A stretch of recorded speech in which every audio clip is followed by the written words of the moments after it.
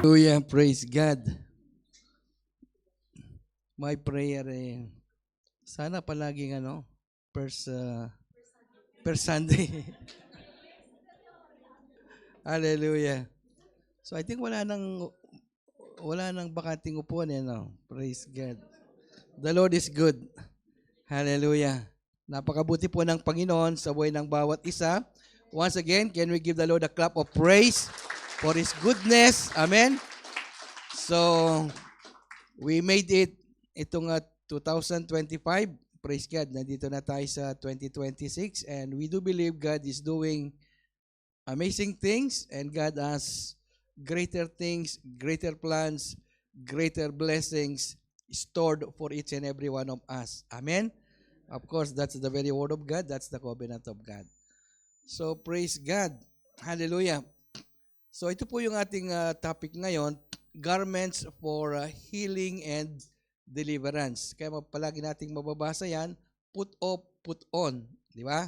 So, put off 2025, put on 2026. Hallelujah. So, garments for healing and deliverance. Yung garments, parang kasi, it's like a metaphor. Di ba? Parang inahalin tulad. Amen? Metaphor.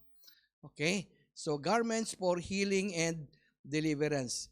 Kaya makikita natin na through the garments o yung kasuotan ng isang tao, that garment or that dress, it will speak and tells what kind of person is that.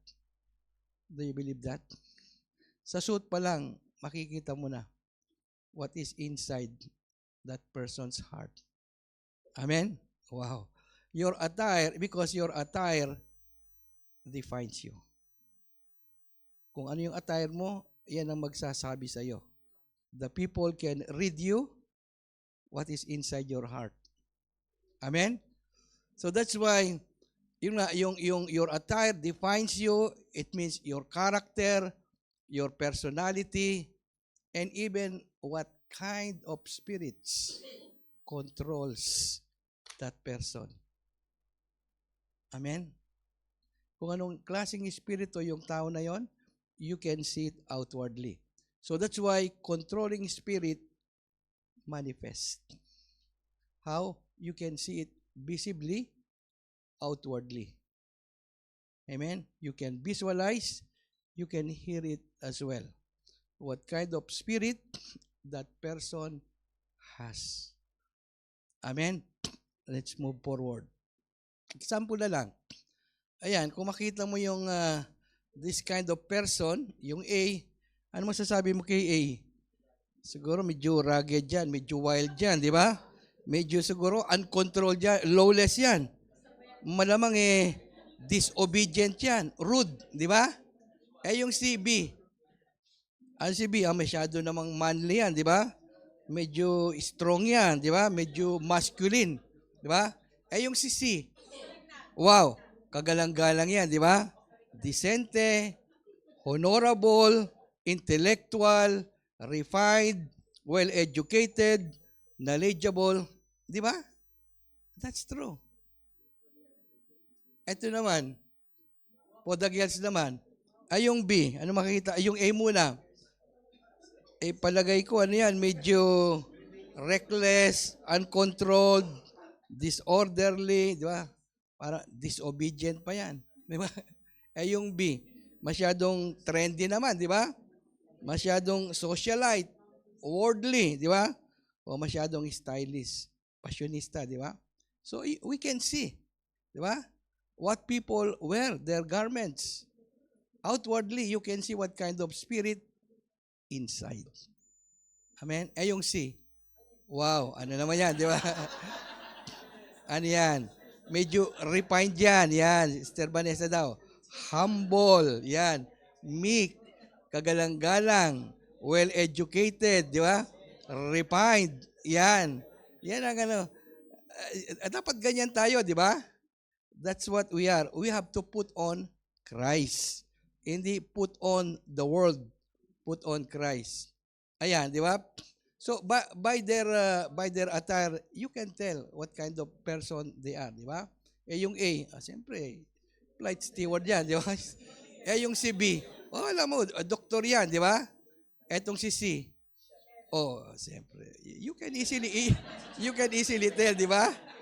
Praise God.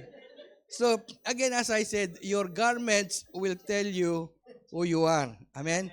Your outward appearance will tell you what kind of person, what kind of spirit controlling, manipulating you. Amen. So, basahin po natin itong text natin. Can we all arise?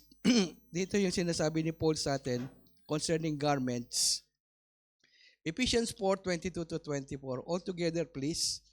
That you put off concerning your former conduct the old man which grows corrupt according to the deceitful lust, and be renewed in the spirit of your mind, and that you put on the new man which was created according to God in true righteousness and holiness.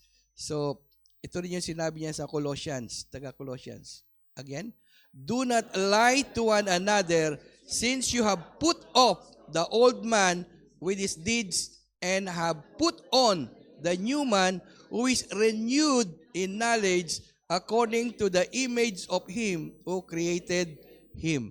Si Paul pa rin sa Romans, sabi niya, the night is far spent, the day is at hand. Therefore, let us cast off the works of darkness and let us put on the armor of light. Father, once again, maraming salamat po sa gabing ito. Continuously, O God, as we entrust to you your word, speak to each and every one of us. Prepare our hearts. Let our eyes, our ear, O God, receive, understand, see, and hear your word at this very moment. Move mightily, Holy Spirit, in our midst. Salamat po, Panginoon. This we pray in Jesus' name. Amen, amen. Praise God. Sige po, let's all sit down in the presence of God. Can we give the Lord once again a clap of praise? Because He has been so good in our lives. Amen. He has been working miracles, wonders, amazing things. And we have just seen testimonies. Amen. We have just heard testimonies upon testimonies how God truly worked miracles and wonders. So garments for healing and deliverance. Amen. Put off that dirty, amen, filthy dress, amen, and put on the new man. Hallelujah. So, in our introduction, this 2026, there are still many people who are still carrying, amen, from 2025, they are still carrying that heavy loads, that heavy burdens until now. What are these heavy loads? The old wounds, amen, the hurts, the pains, even sickness, and even bad character or old practices, or even the former identities, or even grudges, or negative spirits, and worldly patterns of thinking that it should no longer serve our purpose or destiny. So what it means, all these things, negativities, should be left behind. We should no longer carry it until now. Amen? Enough is enough for 2025. Amen? They have burdened us. They have put us in so much trouble. Amen?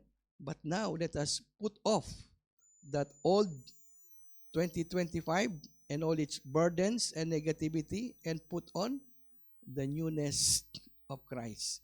So that's why Paul uses a metaphor. Halimbawa, Paul uses a metaphor of changing clothes to describe a total identity shift. Magkakaroon ka ng shift di ba? From old to new. Amen? 2025, 2026. Nakakaroon ng shift. Amen? So that's why in our text, Ephesians 4:24, we can see here that the Apostle Paul instruct believers, sabi niya, put on the new self, which is created to be like God, he said, in true righteousness and holiness. Put on Christ. Put on the new man. Put on the new self. Put off that 2025, that old self, that heavy burdens, that negativity, the grudges, the pains, the sorrows. Put off leave them behind. Amen? So that's why this verse, we can see here, we can see three things dito sa verse na to. The verse we just read is the culmination of a three-part process for what we call spiritual transformation or spiritual renewal. Ano yung una? Sabi niya, put off. Di ba? Put off. Leave those things behind in 2025. That old selfish nature, the old sinful man, the old practices. Amen? Put off the old self. And then, second process, sabi niya, being renewed. There is a process. Okay? Being renewed in the mind and putting on the new nature. Okay? So it has a three process. So that's why this message is a three process. So Paul describes this process of transformation or renewal, dinidescribe niya to as a complete change of garments. Dapat magbago ka talaga ng garments. Magbago ka talaga ng image. Okay? The image that you had in 2025, if did not serve that purpose, leave it behind. Put on the new image. Amen? Dapat ngayon, naka-coat ka na. Di ba? Dati, naka-rubber shoes ka lang at saka naka-jeans. Di ba? Put on. Di ba? The new man. Put on Christ. Amen? Well-educated, well-mannered, humbled, dignified, hindi yung wild, disobedient, unruly, unrighteous. So it should not be that way. So what it means here, God had already provided for us a new garment. Nandiyan na ready na. The new garment of righteousness for us to put on this 2026. Nandito na. What it means, what Paul is saying here, sabi niya, put off, leaving the dirty rags, that filthy clothes of 2025 behind. Iwanan mo na yan. The pains, the sorrows, amen? Leave those behind. It will never serve your purpose anymore. Amen? So that's why here we can see that true healing and deliverance, they are not about patching up the old version of yourself. Parang papatchi-patchi lang. No, hindi ganon. Parang pa-repair lang. So here we can see that they refer what we call a radical intentional exchange. Dapat maging radical tayo ngayon. Maging intentional. Amen? What it means, yung luma, dapat bago. Hindi yung ni-repair. Hindi yung pinapatsi-patsi. Put off, alisin mo lahat. Hindi partial. Put off and put on brand new. Okay? What it means, leaving behind 2025, bye-bye. Everything in 2025, even the pains, even the victories, even the achievements, leave them all behind. It will serve no more purpose for us. Because 2026, God is saying greater things, greater blessings, new mercies, palaging bago. Because God is a God of new beginnings. God is a God of new things. Creator Amen? So that's why, as I said, there should be a radical, intentional exchange here. Amen? Para magkaroon talaga tayo ng pagbabago, the newness of life, what we call put on that Christ-like image. So what it means, leaving behind, bye-bye, I have to move forward. Amen? What it means, bondage to freedom. Amen? Hallelujah. So now how can we be healed and be delivered? Paano tayo? From the pains, the hurts, or the sickness, or even addictions, or even mga bad character or negative spirits that control, bind, and hinder us to move forward and freely this year, 2026. So maraming as I said, we have been bound, we have been chained, we have been shackled of the past 2025. So dapat totally, we have to leave them behind. Amen? Dapat we should be healed and delivered from the pains, from the infirmities, pati yung mga sakit, mga karamdaman, even yung mga negative spirits. As I said a while ago, the attire of a person, you can see what kind of spirit is controlling that person. Amen. Even those controlling spirits, Amen. They should be left behind this 2025 so we can move freely, healed, and delivered this 2026. Hallelujah. So again, as I said, there are three things here on what Paul is saying in Ephesians 4. So first he said, put off the old self. Amen. And then secondly, that process of renewal. Amen. Process of renewal, it is continuous. It is not a one time. Okay? So what it means, healing and deliverance, it's not one time. It's continuous on a daily basis. So that's why from glory to glory is changing us. Okay? And then put on Christ. Amen? Put on Christ. Ito yung completeness. Okay? Hallelujah. So una, put off the old self. Okay? That old garments. As I said, it is a metaphor representing our old nature, the old man, that sinfulness, amen, the negativity, the pains, the hurts, the addictions, all these things, they are of no use anymore for us this 2026. Wala nang saysayan. And they will never help us, amen, to achieve further or expand or grow, amen, to fulfill the calling which God has set before us. Dapat iwanan na lahat yon. So that's why put off the old self. So that's why, take note, ang healing natin, it begins with the courageous decision to put off what no longer belongs to you. Amen? So that's why we need to shred off, di ba? Yung alisin na natin yan, hubarin na natin. Like a garment, hubarin mo na yan. Amen? Kasi wala nang saysayan eh. It will help us no more. Amen? For what God has designed for each and every one of us this 2026. So una, we need to forsake that old sinful nature. Ba? Yan ang una. So that's why Paul instruct the believers here in Ephesians, in Colossians, and even the Romans, the Christians. Sabi ni Paul, you have to put off the old self which belongs to our former manner of life. Amen? Dapat iyan na yan. Alisin mo na yan. Hubarin mo na yan totally. This means, anong gusto sabihin niyan? This means we should be healed and delivered. Yun ang gusto sabihin ni Paul dito eh.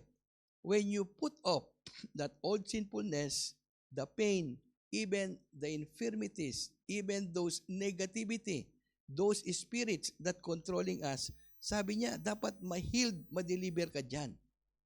So that you will no longer carry these heavy loads, these burdens as you move on this 2026. Leave them behind. So that's why we should be healed and delivered, sabi ni Paul, from the pains. Ngayon nga, yung pains, of course, lahat namatay, duman dyan, yung mga hurts, or even yung mga habits na hindi ka kanais-nais, or even as I said, mga sickness. Di ba? We should overcome all those things, even old sinful nature, and many of us, we have also what we call addiction. Amen? Many believers are still what we call, there's so many addicts among believers today. It's sad to say, but this is true. Maraming addict. Amen? Hindi lang yung mga durugista. Amen? But even sa mga Kristiyano, maraming mga addict. Amen? Saan sila na addict? Praise God. Media, games, di ba? Hallelujah. The Holy Spirit will move. Amen?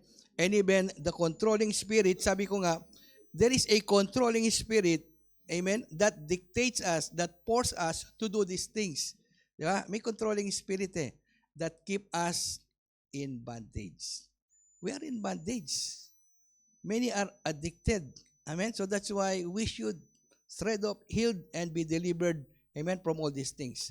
So ngayon, anong gagawin natin? Sabi niya, forsake. Now, as we forsake them, sabi niya, forgetting the past, amen, leave what is behind and press on toward the new. Amen? Press on toward 2026, what God had planned for us. So what it means, sabi niya, reject deceptive desires. So lahat tayo may mga desires, but sometimes we have been, or many times, We have been deceived by the enemy. Amen? Natideceive tayo ng enemy. Sasabihin ng enemy, masarap yan. Ay, masarap naman talaga. Di ba? Pero abang nasasarapan ka hanggang sa, nga pala, no, masarap.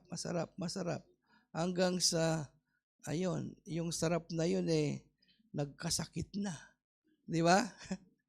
Deceptive. Di ba? Magpahinga ka. Wala namang problema sa magpahinga, di ba? It's nice to rest. Pero sabi niya, dagdagan mo pa. Di ba? Sige pa, tulugan mo na, di ba? Nagpi-prayer meeting na sila doon. May Bible. Tulugan mo na lang, di ba? Tulog ka pa. It's nice, di ba? Again, too much of a good thing leads to sin. Amen? It's good to eat, but too much eating is gluttony. Amen? It's nice to rest, but too much rest, laziness. Amen? It's nice to talk, but too much talking, gossip. Amen? Too much of a good thing leads to sin. Amen? Pagka sumobra ka talaga, amen? Okay lang maglaro, di ba? Kaya praise God, may nagbabasketball, di ba? Hallelujah. Once a week, okay lang yon. 3 times a week? Wow. Super active na, super energetic na, di ba? Wala nang time sa Bible study, wala nang time sa family, wala na. Naubos na. Na-deceive. Amen?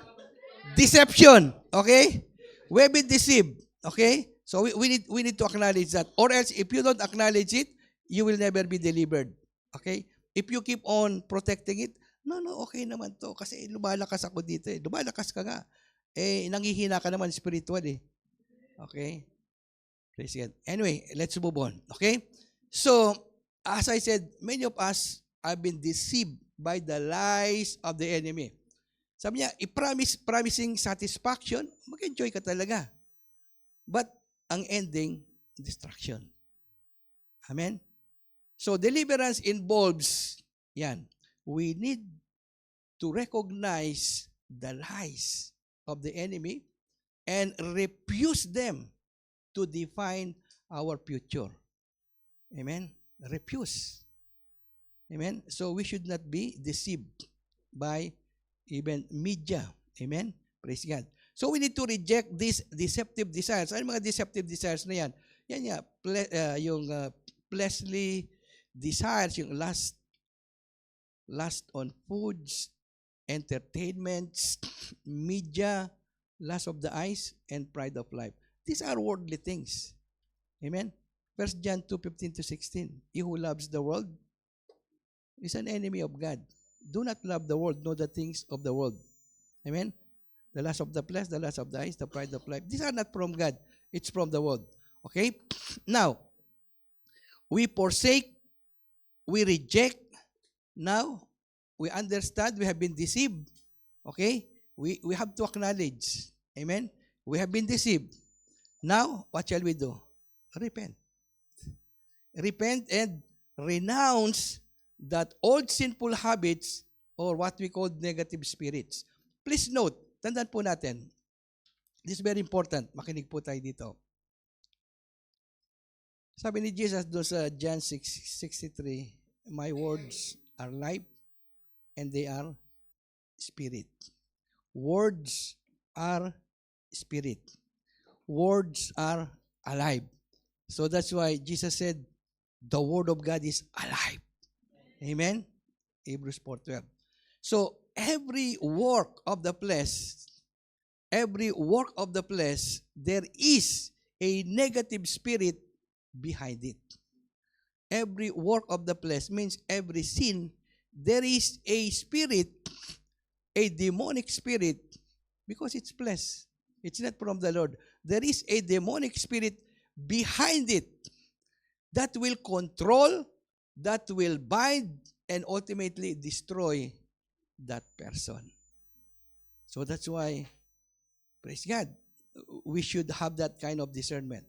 So every works of the flesh, worldly desires, sabi nga, yung mga addictions, negativity in our lives must be repented.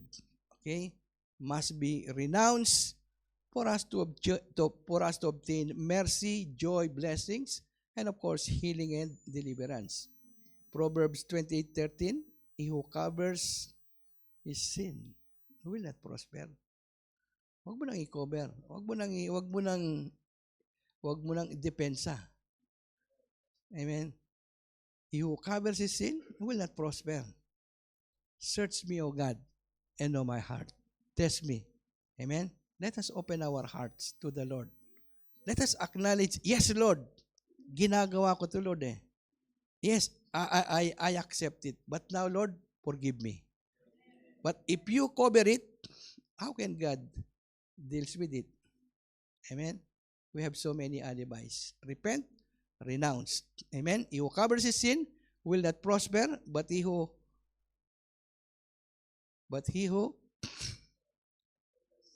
confess and renounces them shall find mercy. Sabi ni King David, if I regard iniquity in my heart, the Lord will not hear me. Amen. So for every iniquities, that is an open door. For every sin, it is an open door. Amen. An invitation for Satan. Satan, please come in. An open door. So that's why for every sin, work of the flesh, there is a negative spirit behind it that will control, manipulate, and ultimately destroy that person.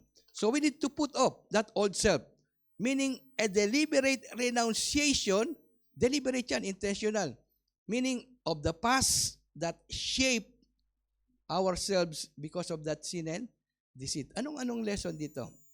Ang lesson natin dito, what it means, you cannot wear the new garments of God's grace until you are willing to let go of the old filthy rags of your past. Amen. Pag galing ba ng trabaho, siyempre, marumi ka, di ba? Pawis-pawisan. Isusot mo ba yung binili mong brand new on top of it? Of course, no. You have to put off that old filthy garments, then put on the new one. Amen? So what it means, let us repent, renounce all those filthiness, and then let's put on Christ. Hallelujah. So secondly, ito yung very important. As I said, the process of renewal. So the process of renewal, what it means, healing and deliverance is not only one time. Amen? Even yung divine encounter natin, it should not be one time only. It should be a lifestyle. It should be a process of renewal always, again and again. Amen? This is our problem. Akala natin, once na we have attended Conqueror's Camp o Divine Encounter, tapos na ako dyan, finish na ako dyan, kayo na lang. No, it should be that renewal is continuous. Amen? Romans 12:2. Di ba? The transformation. So, healing is sustained. Dapat sustainable yan. Continuous. Sustainable through a daily, continuous renewal of the mind. Continuous yan. Kasi your mind is renewed on a daily basis. What it means, it brings transformation, it brings changes in your life on how you think. Di ba? Romans 12:2. Be not conformed into this world, but be transformed by the renewal of your mind, that you may know what is good and perfect will of God concerning you. Amen? So what it means, healing and deliverance pala, it should be a continuous process. Amen? So it must be sustainable. What it means, okay, na-deliver ka today, praise God. Amen? You undergo Conqueror's Camp o Divine Encounter, praise God. Healed, delivered, praise the Lord, empowered pa. But after 1 week, nadapa na naman, nasugatan. Di ba? Bumalik na naman, naputikan na naman. Continuous. Amen? Transformation, renewal. So that's why it's a continuous process. So being renewed, so that's why being renewed. Amen? It's continuous. Being renewed in the spirit of your mind. So Ephesians 4:23, it bridges the putting off and the putting on. May bridge yan eh. Kaya nga continuous eh. The putting off and the putting on. Through, mental renewal. Dapat palagi mong nire-renew yung mindset mo. Amen? So that's why, yun nga, yung sa Romans 12:2, di ba? The mind should be renewed on a daily basis. So again, it is a continuous process of replacing the old man. Ano yung replace natin dito? When we say of the old man, ito yung mga negative spirits, di ba? O yung mga pains natin. Sabi ko nga, o even yung mga disease, o even yung mga toxic thoughts. Of course, how? With God's word, with God's truth. Ito yung mag-ano sa atin eh. Amen? God's truth. If you know the truth will set you free. And the truth is the Word of God. If you know the Word of God will set you free. My people are destroyed because of lack of knowledge. But when we come to know the knowledge, the Word, which is Jesus Christ, then we are set free. So, not only that, we are also gaining new knowledge. It's not only a process, but at the same time, we're gaining new knowledge. Colossians 3:10, it highlights that the new self is being renewed, being renewed, continuous eh. Being renewed in knowledge. What it means, yung knowledge mo na-increase on a daily basis. Dati isa, and then tomorrow dalawa, then and so on, tatlo, apat, and so on. It keeps on gaining, it keep on increasing. So that's why it is a continuous process. Amen? So that's why continuously, sabi nga, we should be, until such time, we should be mature. Di ba? Doon sa James 1:2-4, di ba? Count it all joy when you experience various kinds of trials and testing, knowing that the testing of your faith, it produces perseverance. And perseverance, when it matures, continuous, di ba? It leads to perfection. It leads to Christ-likeness. So, yun ang goal natin, Christ-likeness, which is perfection. So, that's why palagi nating sinasabi, dapat darating tayo doon sa point, hindi ka na magagalit. Di ba? Darating ka sa point na hindi ka na magtatampo. Amen? So, we should come to that point. Amen? So, in the image of our Lord Jesus Christ. So, that's why as you learn who God says who you are, so that's why your mind is healed from the trauma, what we call the trauma and the labels of the past. Dapat na-heal tayo, yung trauma of the past. So, the mind, tandaan po natin, the mind is the battlefield where healing is either won or lost. Amen? Pagka sinabi mong, hindi ko yata kaya to. Atalo ka na. Hindi mo kaya pala eh. Di ba? So, you decided already. Amen? Mahirap ito. Mahirap talaga. Nagde-declare ka eh. Dapat, don't declare na mahirap. Okay? Okay, kung dineclare mo na mahirap, huwag mong lagyan ng period doon. Lagyan mo kama. Okay? Mahirap, it's hard, but with the Lord, yan, all things are possible. Amen? Mahirap ito, but I can do all things through Christ who strengthens me. Tandaan natin, don't put a period when you say something negative. Okay? When you put period, when you say, sisipunin yata ako. Tapos period. Ay, sisipunin ka pa. Sisipunin ka talaga. Amen? Pero pagka sinabing, medyo yata ako medyo nangihina yata ako ngayon medyo sinisipon, but praise God. The Lord is my healer. Yan. Dapat palaging ganyan. Amen? So that's why it's very important. Amen? So that's why the mind is the battlefield. Sabi nga, healing in the, dito pa lang sa mind mo, nandun na yung na either you won or lost. So that's why dapat magkaroon tayo ng continuous renewal para, we think like God. Amen? Hallelujah. We should have the mind of Christ. So anong lesson natin dito? What it means, ang deliverance o ang healing and deliverance, it is not a one-time event. Yan, hindi one-time event yan. But it should be a lifestyle. Dapat lifestyle yan. Amen? What it means, continuously soaking your mind in the Word of God para to wash away the stains and the filthiness of the past. Dapat palagi yan, continuous tayo dyan. Kaya yung healing natin, continuous. Sabi nga, from glory to glory. Kasi ang goal natin, perfection, di ba? Christ-likeness. Amen? So, dapat darating tayo dun sa point na yon. Amen? Glory to God. And finally, ito yung natin, put on Christ. Di ba? Kasi threefold yan eh. Put off, and then yung process of renewal, it's continuous, and then put on. Okay, put on Christ. So what it means, ito yung what we call complete deliverance. Complete deliverance is found in actively embracing and wearing, di ba? Yung sinusot. Sinusot means putting on the character of Christ. Putting on Christ, the new man. Amen? Hallelujah. That new creation in 2 Corinthians 5:17. Okay? So, now we have to put on the new self. Ito yung sinasabi ni Paul dito. So, that's why 2026, it's a time, put on the new self. Amen? Let's put off the old self, and now put on the new self.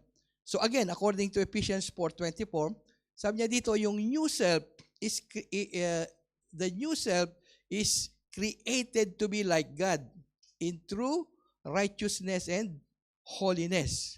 So what it means, it is a gift we receive and then actively put on daily through our choice. Amen? Daily put that new self.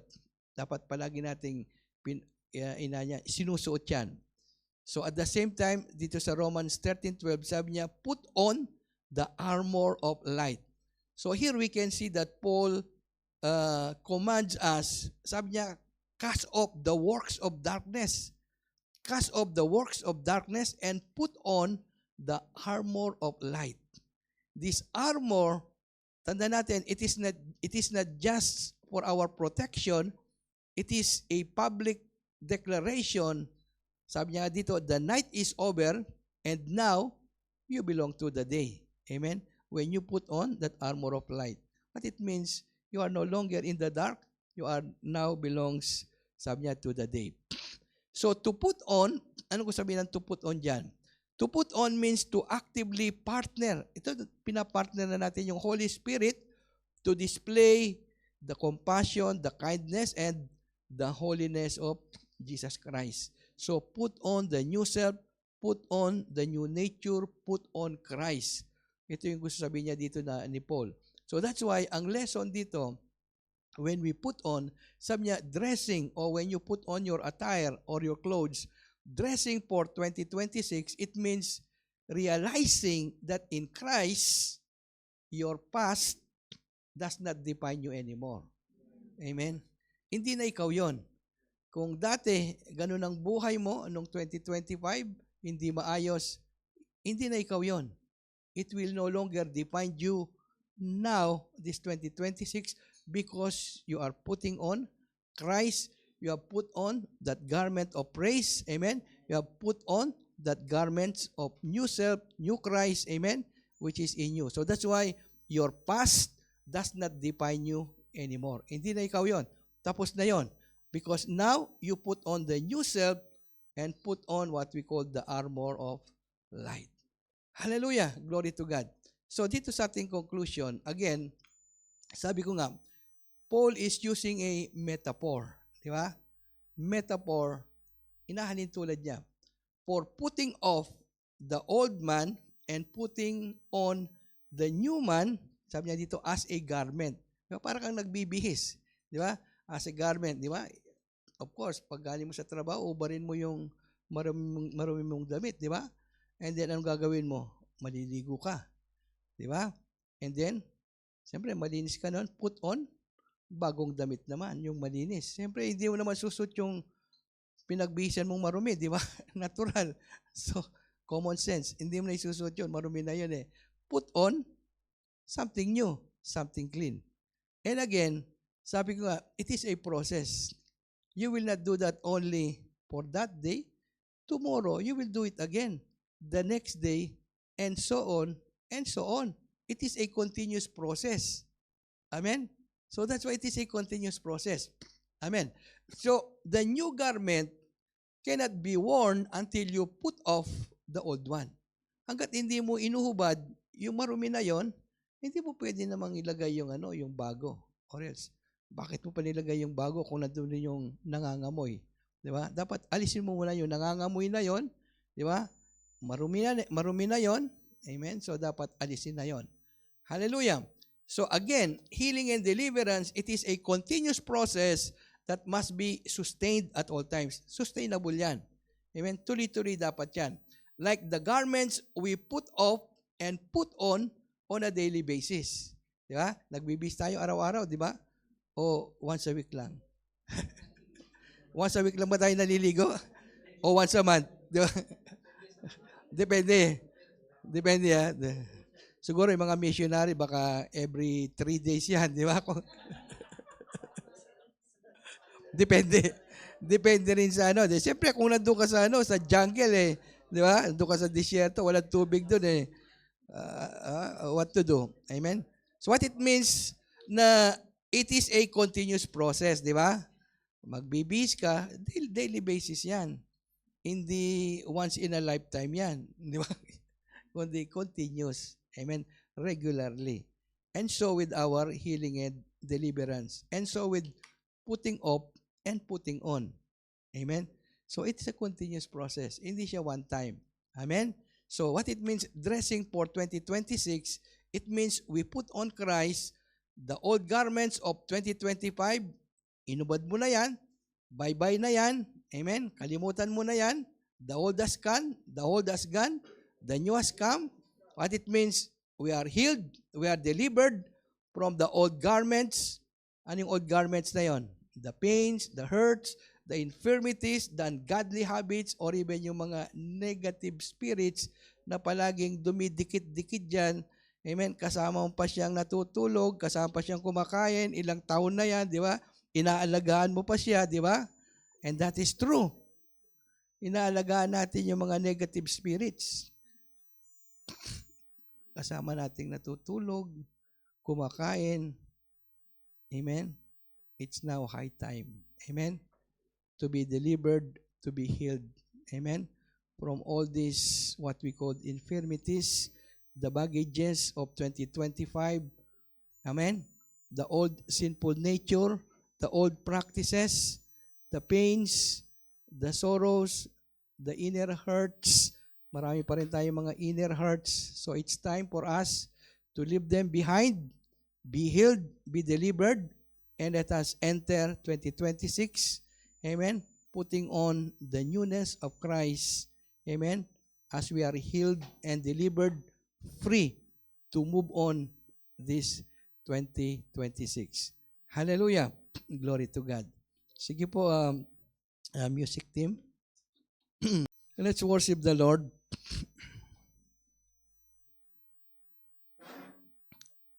Sige po, let's all arise.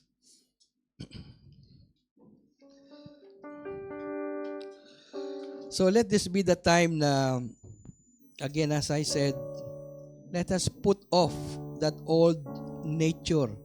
Amen? That old practices, that old habits, whatever things in 2025 na dala-dala natin. Sabi ko nga, even yung mga excess baggages, amen, excess loads, let us leave them behind. Amen? So, leave them behind. It will serve of no use for us itong 2026. Amen? So, it's between you and the Lord. Amen? What are those baggages? What are those loads or heavy burdens? O ano man yung mga what we call controlling spirits or negative attitudes or behaviors or even mga grudges or even mga bitterness. Amen? Or unforgiveness probably that we still having now. Amen? It's time for us to leave them. Amen? Let us not be deceived. Amen? By what we call these controlling spirits. Controlling spirits are demonic. Amen? They will destroy us ultimately. So at this time, again, as I said, we should acknowledge, yes, Lord, I have this load with me. Lord, I have this bad attitude with me. I have this sickness or infirmities in me. I have this bad character in me. Lord, I have this pride in me. Lord, I used to get angry. I have this angry spirit in me. I have that bitter spirit in me. I have that unforgiving spirit in me. Lord, I acknowledge before you. Acknowledge. Acknowledge. And now, Lord, I repent. Please forgive me. Forgive me with the blood of Jesus. Wash me thoroughly. And now, as you forgive me, now I renounce them. I renounce all these negativities, all these controlling spirits, all the pains, the grudges. As I said, for every events in our lives, for every negative things that had happened in our lives, there is always a spirit behind it. Again, let us renounce those infirmities, even the hurts, the pains, the sorrows, the grudges, amen, the bitterness, those negativity, renounce them. Renounce means from now on, I hate you. I don't like to see you. I leave you behind. I trample you under my feet. This is what we call renounce. Amen. And now, Lord, fill me. And now it's time to put on the Christ. Put on the glory. Put on the newness of life. Put on love. Put on joy. Put on healing. Put on power. Put on glory. Put on forgiveness. Put on, Lord. Hallelujah. This is how it should be done as we leave 2025 and enter 2026. Hallelujah. Let's worship the Lord. Again, as I said, it's between us and the Lord. We have to do this personally. Hallelujah. Let's worship the Lord. Hallelujah.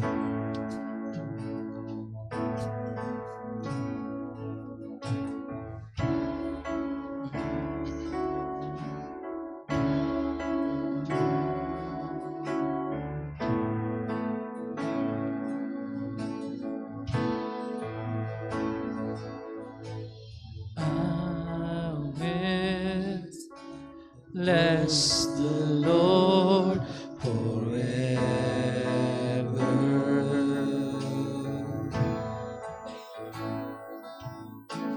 And I will trust Him at all times.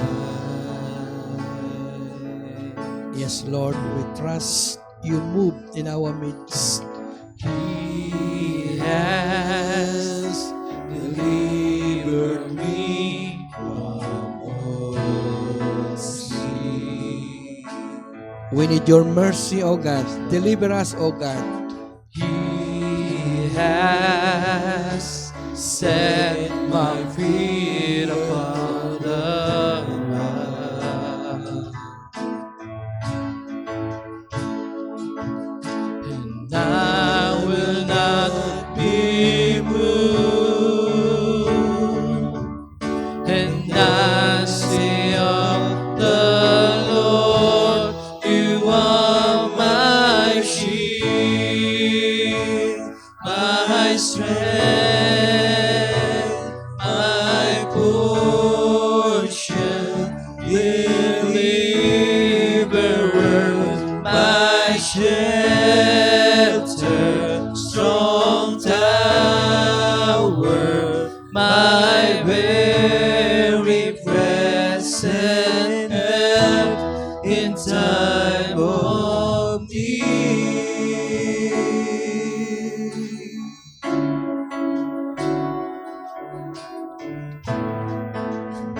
I will bless the Lord forever. I will bless the Lord forever.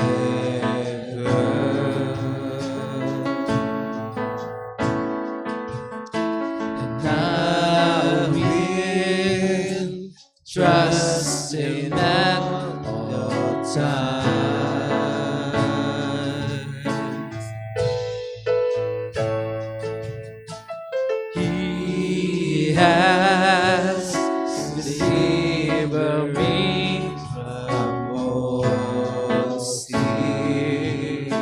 Lord. He has set my feet.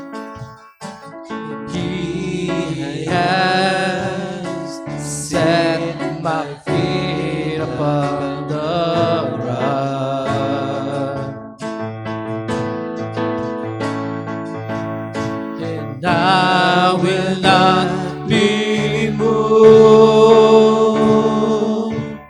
And I say of the Lord, you are my shield, my strength, my portion, deliverer, my shelter, strong tower, my very present help. You are my shield, Hallelujah. my strength, my portion, deliverer, my shelter, strong tower, my very present help. You are my shield, my strength. Hallelujah.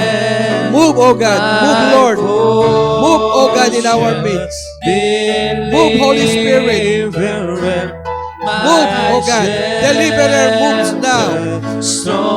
Deliverer move now in our midst. My very present help in time of need.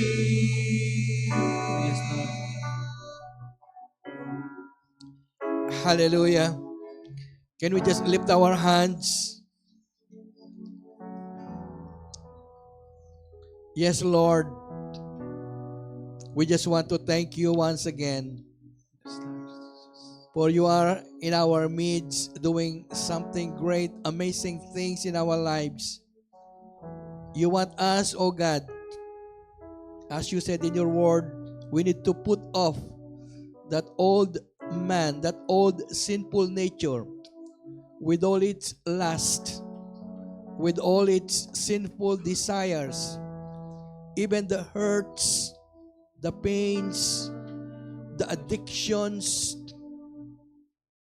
the worldliness, even the grudges, the bitterness, the unforgiveness, even those controlling spirits who has been controlling us since 2025. Today, in the name of Jesus, lift our hands unto the Lord.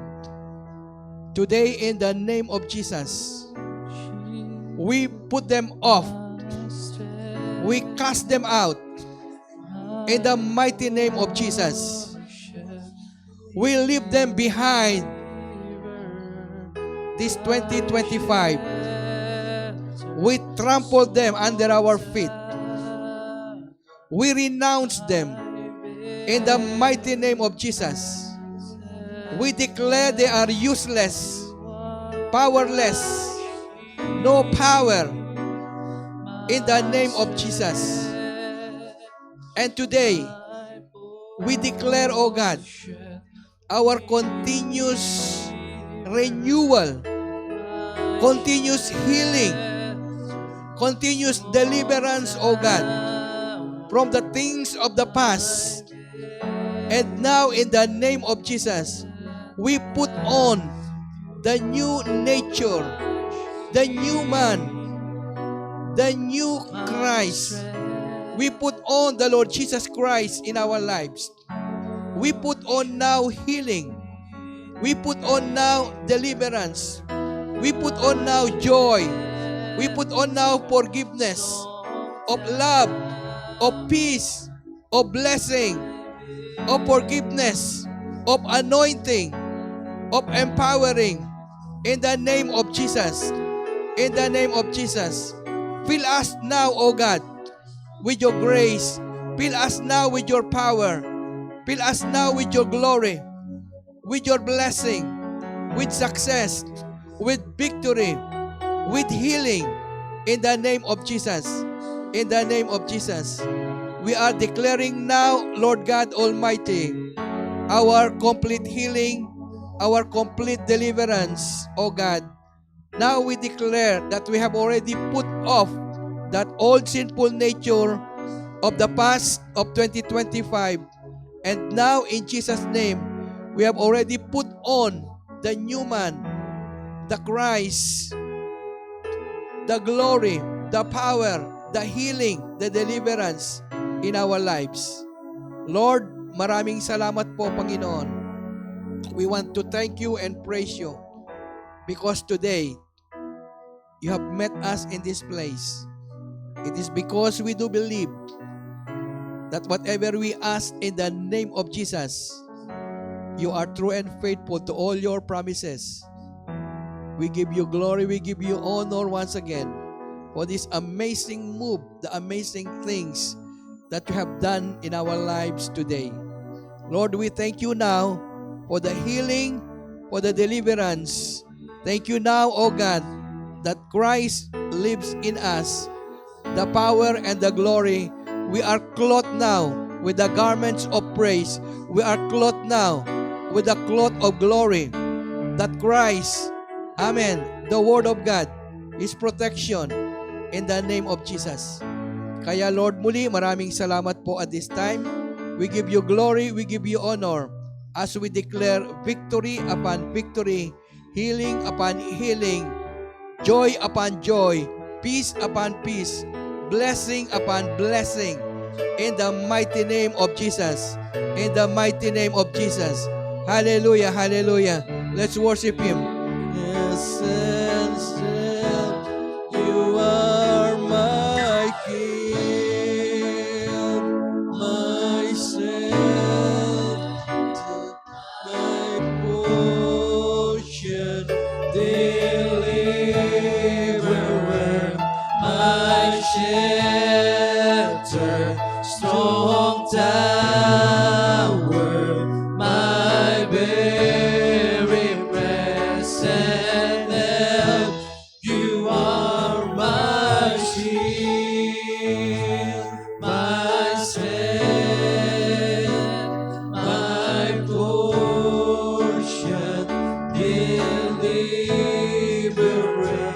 my shelter, strong tower, my very present help. You are my shield, my strength,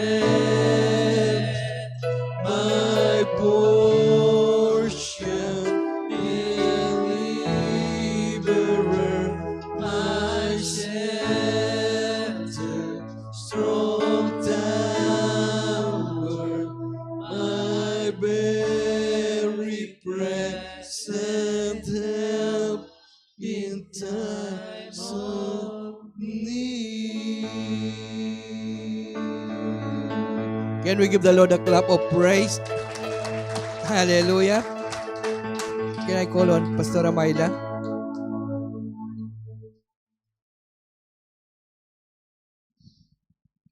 Amen. Praise God.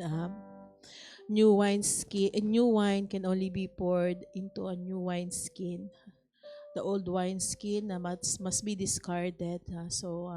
We thank God that He has called us to put off the old self and put on a new wine skin, so that new anointing, new blessing, uh, something new will be poured upon us this 2026.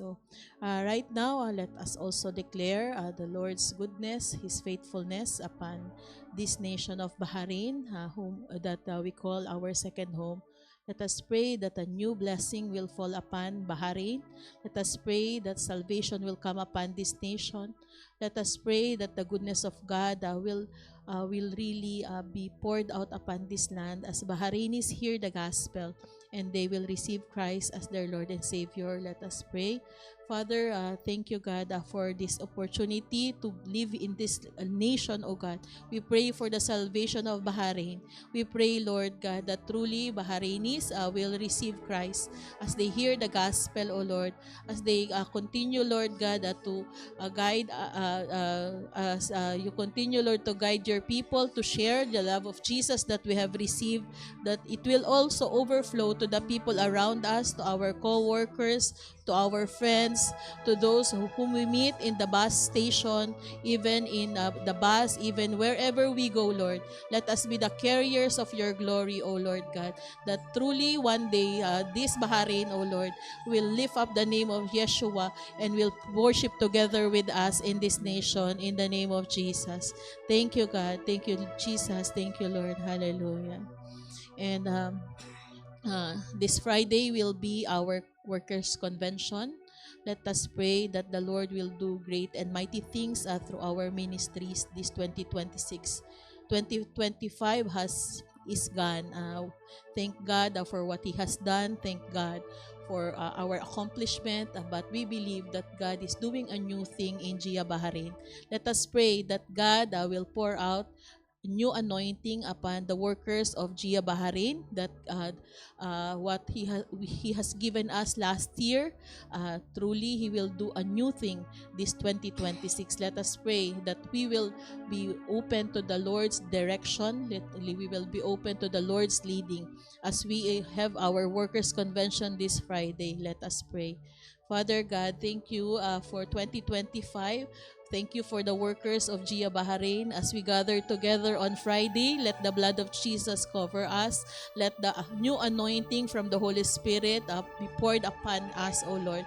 God, we entrust to you 2026 for Gia Bahrain and our ministries, our extensions, and even every family that is represented, O God, here in this church. Thank you, Lord God, for new blessing, a new anointing, O Lord, that you are pouring out upon Gia Bahrain. Lord, declaring your blessing, declaring your goodness, your faithfulness, all the more, oh God, as we see the new year unfolding before us.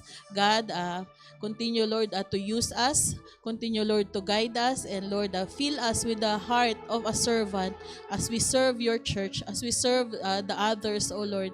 In the name of Jesus. God, we pray for our pastors. We pray for the ministry leaders and every worker, O Lord, that you will renew our strength, that all the more, Lord, we will serve you this 2026 in Jesus' name. Hallelujah. Father, thank you, God, that truly you are at work. You are moving in our midst. We give you all the glory. We give you all the praise. To you, all thanksgiving in Jesus' mighty name. Amen. Amen.